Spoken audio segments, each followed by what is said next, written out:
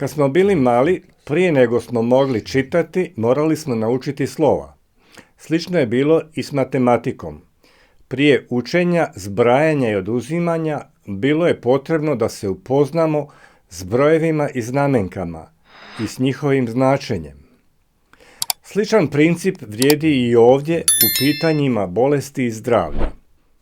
Ono što su slova za čitanje, neki elementarni pojmovi iz biologije su to isto u području medicine. Što je neki princip ili pojava elementarniji, korisno je ranije s njime se upoznati jer ćemo tako lakše razumjeti područje koje istražujemo. Jedna od tih elementarnih pojava je upala. Upala je ujedno jedan od najvažnijih procesa koji se događaju u organizmu i zato ću je u ovom videu pokušati objasniti. Sumnjam da postoji itko tko nije čuo za upalu. Svi misle da znaju o čemu se radi, ali ako u ovom trenutku zaustavite s videom i pokušate izreći definiciju, bojim se da ćete biti u problemu. Nažalost, neke aspekte upale slabo razumiju i mnogi liječnici. Kad bolje razumijemo što upala jeste, onda ćemo lakše razumjeti zašto nastaju kronične bolesti, kao i djelovanje eikosanoida, mističnih hormona koje sam spomenuo u prošlom videu. Što je upala? Još su stari Grci upalu opisivali kao unutarnja vatra. Od 1. stoljeća nove ere drevni rimski liječnik Celsus dao je definiciju upale kao rumor, tumor, calor, dolor. U prijevodu to znači crvenilo i otok praćeno s toplinom i boli. Ni 2000 godina kasnije ovaj opis upale iz doba Staroga Rima nije se značajno izmijenio. Mi i dalje o upaljenom području ozljede razmišljamo kao o oteklini i crvenilu, toplom i bolnom na dodir. Kad proces ozdravljenja započne, upala trenutno prestaje, a tijelo nastavlja sa svojim normalnim funkcioniranjem. Najuočljiviji element upale je bol. Kad je bol oštra, kao kod akutne upale, ne možemo, a da na nju ne obraćamo pažnju. Povijest medicine je zapravo povijest nastojanja da se otkloni bol. Kod neke ozljede, posjekotine na primjer, upalni proces hermetički zatvara ozlijeđeno područje kako se kontaminacija invazivnim mikroorganizmima ne bi širila po tijelu. Na taj način je imunološka bitka lokalizirana na minimalno područje u kojem stanice imunološkog sustava uništavaju i žderu ove invazivne mikroorganizme. Međutim, ako ovi mikrobni osvajači pobjegnu u krvotok, naš upalni odgovor postaje sličan slijepom boksaču koji konstantno sije udarce oko sebe. Ovi udarci rijetko pogađaju protivnika, ali prave mnogo kolateralne štete jer tijelo u suštini napada samoga sebe. To je razlog zašto je do otkrića antibiotika stopa smrtnosti od sistemskih mikrobnih zaraza iznosila praktično 100%. Čak i danas smrtnost koja je posljedica sistemske mikrobne infekcije, kao što je bakterijska sepsa, još uvijek je izuzetno visoka. Upala je spasonosna komponenta našeg imunološkog sustava koji nam pomaže da se branimo od invazivnih bakterija, virusa, gljivica i drugih mikrobnih napadača koji ulaze u naše tijelo i izazivaju infektivne bolesti. Ako neki od ovih uljeza završi u krvi, upala koordinira sveopćim napadom koji uništava uljeza i tkiva koje je on inficirao. Ona također omogućava da obnovimo tkiva oštećena nekom traumom, posjekotinom, nagnječenjem, opeklinom ili ozeblinom.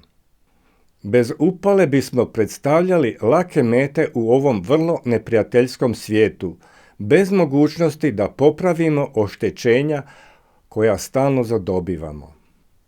Ali upala zna imati i svoju tamnu stranu koja se sastoji u tome da se upala ponekad ne isključuje u trenutku kad bi to trebala, što predstavlja velik problem. Ako je bol prigušena ispod razine percepcije, govorimo o tihoj upali. Budući da nas ne boli, na nju ne obraćamo pažnju, ali su njene razorne posljedice prisutne i izjedaju naše zdravlje te dovode do kroničnih bolesti. Postoji mnogo studija koje ukazuju na različite načine kojima kronična upala stvara veliku štetu tijelu. Ona stvara oštećenja na arterijama, destabilizira naslage kolesterola u koronarnim arterijama, vodi do srčanog napada, ponekad i sa smrtnim ishodom. Ona također napada nervne stanice u mozgu kod osoba koje naginju Alzheimerovoj bolesti. Također oslabljuje imunološki sustav i pokreće ubrzano dijeljenje stanica, pretvarajući zdrave stanice u kancerozne. Tajna održavanja zdravlja leži u kontroli tihe upale tijekom cijeloga života. Da biste preživjeli, vaše tijelo treba učinkovit upalni sustav, ali također treba i sposobnost da ga isključi kad su uljezi koje su vas napali eliminirani ili kad je rana zacijelila. Zamislimo li upalu kao rat, tada njenu pješadiju čine proupalni hormoni, jedna od dvije velike grupe hormona zvanih zajedničkim imenom eikosanoidi. Proupalni eikosanoidi su oni koji potiču upalu, za razliku od protuupalnih eikosanoida, hormona koji djeluju suprotno, zaustavljaju upalu. Proupalni hormoni djeluju usklađeno sa stanicama imunološkog sustava kako bi pobijedili u svakoj bitci koja se može razviti u našem tijelu. Kad je bitka okončana, oni trebaju biti razvojačeni. Ako se to ne dogodi, oni postaju medijatori tihe upale. A borba protiv tihe upale je borba za vaše zdravlje. Kao što sam u ranijem videu napomenuo, poseban video posvetit ću eikosanoidima. Upala jednako bol. Upalu možemo primijetiti ako imamo oteklinu u zglobovima i tkivima, ali pravu pažnju joj počinjemo poklanjati tek kad nas počne boljeti. Kad počnete osjećati jaku bol, znate da imate upalu i vjerojatno je pokušavate ublažiti uzimanjem protuupalnih lijekova poput aspirina ili ibuprofena. I premda lijekovi protiv boli mogu biti vrlo efikasni u pružanju privremenog olakšanja, oni su bezuspješni u zaustavljanju upale kao osnovnog uzroka. Recimo da imate dovoljno sreće da ne trpite kroničnu oštru bol i osjećate se sasvim fino. I u toj situaciji postoji mogućnost da patite od razornih efekata kronične upale koja se nalazi ispod nivoa na kojem bol osjećate. Vaše tijelo pati bez pritužbi na ovu tihu upalu. I mada ne osjećate bol, danak plaća vaš mozak, vaše srce, vaš imunološki sustav. Da ne biste bili u brizi kako znati da li imate tihu upalu, napominjem da ćemo tu problematiku obraditi u nekom idućem videu. Što uzrokuje bol? Za pojavu boli krivi su ili zaslužni proupalni eikosanoidi. Oni omogućuju stanicama imunološkog sustava, leukocitima ili preciznije neutrofilima i makrofagima da prođu kroz tijenke krvnih žila i dopru u zonu u kojoj se odigrava bitka. To čine tako da krvne žile počinju otjecati, čime pore između stanica koje tvore krvne žile postaju dovoljno velike da leukociti iz krvne žile mogu izaći u prostor izvan krvne žile. Osim toga, upalni eikosanoidi djeluju na završetke nervnih stanica koje mozgu šalju poruku da ste u stanju boli. Da bi bili sigurni da je mozak primio ovu poruku, eikosanoidi dodatno povećavaju osjetljivost nervnih vlakana tako da u mozak šalju još jače signale boli. Vaše tijelo želi da vaš mozak bude svjestan činjenice da se u tijelu odvija imunološka bitka kako bi prestali s aktivnostima koje su je uzrokovale. Na primjer, ako stavite prst na vatru, reakcija tijela u vidu boli će vam reći da hitno maknete prst s tog mjesta.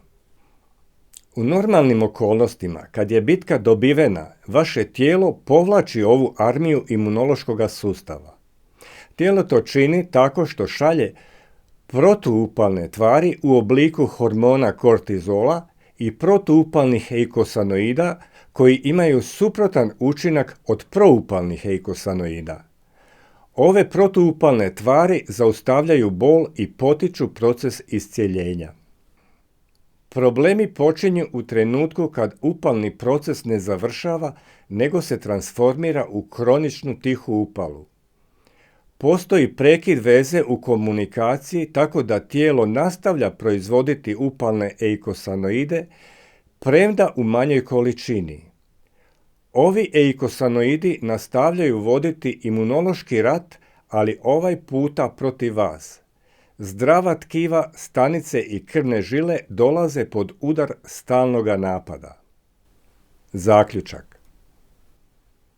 Kao zaključak recimo da zdravlje ovisi o nivou upale u tijelu, a posebice o nivou tihe upale.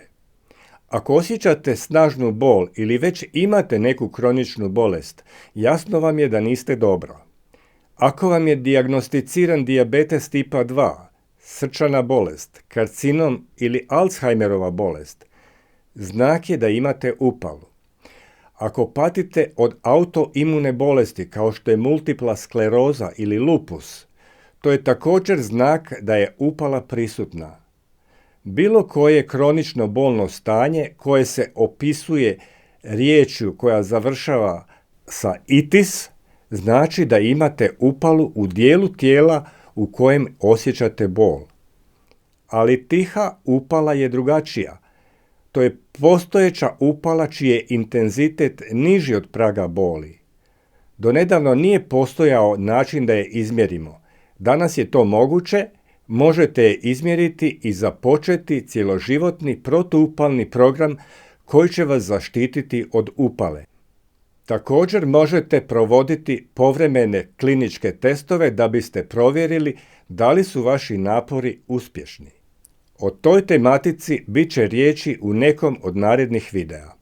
Ukoliko vam se ovaj video dopao, pozivam vas da ga lajkate i da se pretplatite na kanal. Možete nas pomoći i malom donacijom. Ne zaboravite provjeriti dodatne informacije koje imate u opisu svakog videa. Do sljedećeg druženja srdačno vas pozdravljam.